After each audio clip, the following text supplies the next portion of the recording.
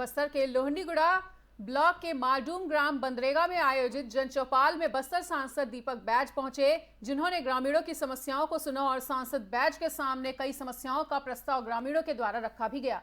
इसी बीच सांसद बैज ने आए हुए अधिकारियों को तुरंत निराकरण के निर्देश भी दिए।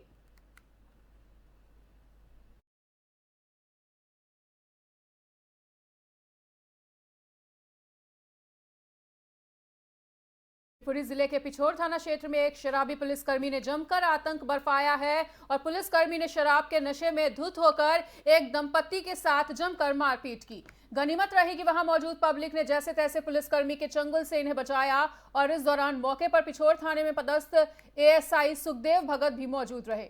प्रमोद शर्मा ने प्रधान आरक्षक की शिकायत पिछोर थाने में पहुंचकर दर्ज कराई है और बताया जा रहा है कि प्रधान आरक्षक दीपक चौहान की ड्यूटी राहुल गांधी की भारत जोड़ो यात्रा में लगाई गई थी और वो बाकायदा 29 नवंबर से अपनी रवानगी लेकर निकला था, लेकिन वो भारत जोड़ो यात्रा में लगाई गई ड्यूटी पर भी नहीं पहुंचा और इसी दौरान 29 नवंबर से प्रधान आरक्षक दीपक चौहान पिछोर थाने में ही अनुपस्थित रहा है।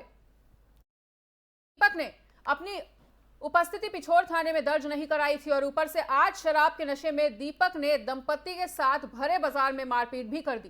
प्रधान आरक्षक के हंगामे का यह वीडियो सोशल मीडिया पर जमकर वायरल होता हुआ नजर आ रहा है और पिछोर थाना प्रभारी गब्बर सिंह गुर्जर का कहना है कि प्रधान आरक्षक दीपक चौहान की मारपीट की शिकायत दंपत्ति ने दर्ज कराई है। मामले की जांच कर आगे की कार्रवाई की जाएगी।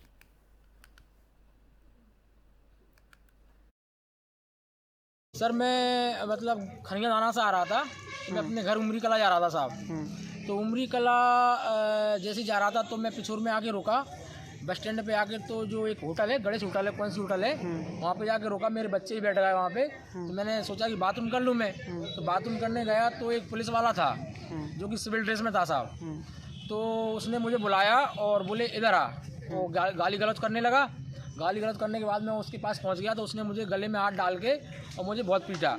और जिसका नाम था एक थे अपने दीपक चौहान और सुखदेव भगत, ये दोनों ने मुझे बहुत लात घूंसे दिए, मुझे मारा।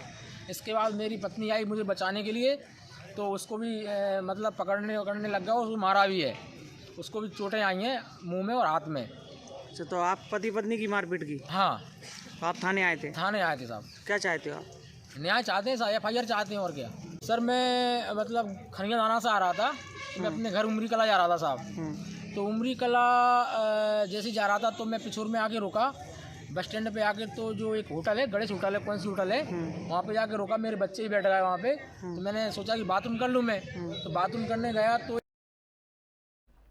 कमलनाथ की VHP और RSS के पदाधिकारियों को राहुल गांधी से धर्म पर बहस करने की चुनौती के बाद राजनीति काफी ज्यादा गर्म होती हुई नजर आ रही है और मंत्री विश्वास सारंग ने कमलनाथ की चुनौती स्वीकार करते हुए बहस को तैयार करने की बात कही है।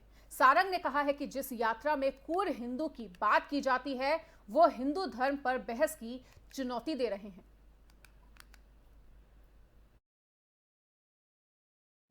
मुझे ज्ञात हुआ है कि कमलनाथ जी ने भारतीय जनता पार्टी के नेताओं को और देश की जनता में से किसी को भी ये चुनौती दी है कि वो आए और हिंदू धर्म पर राहुल गांधी से बहस कर लें।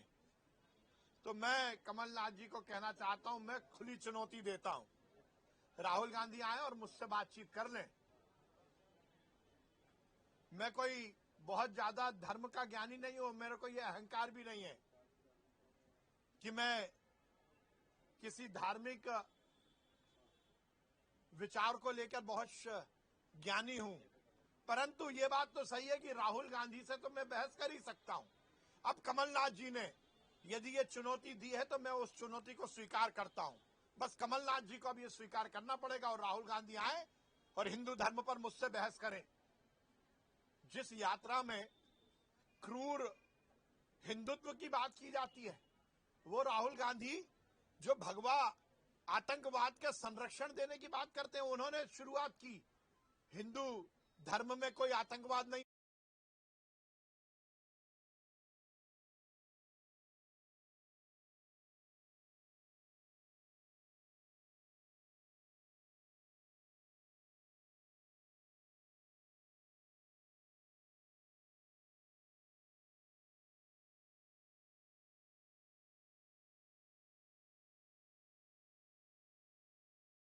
मध्य प्रदेश की राजधानी भोपाल जनपद सदस्य एकता संगठन के तत्वाधान में सोमवार को प्रदेश के सभी जिलों में जनपद सदस्यों की 4 सूत्रीय मांगों को लेकर जिलाधिकारी को ज्ञापन सौंपा गया और इसी कड़ी में भोपाल कलेक्टर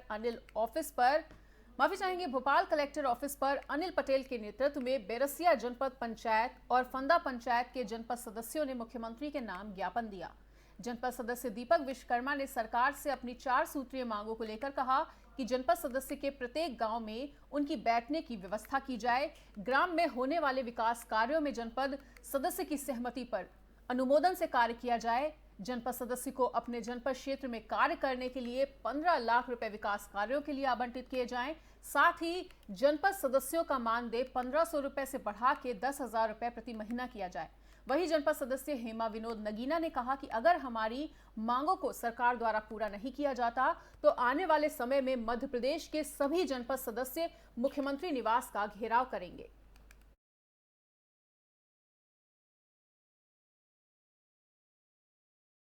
और फिलहाल टाइमलाइन एमपीसीजी में इतना ही। प्रदेश और दुनिया की बाकी खबरों के लिए देखते रहिए एफएम न्यूज।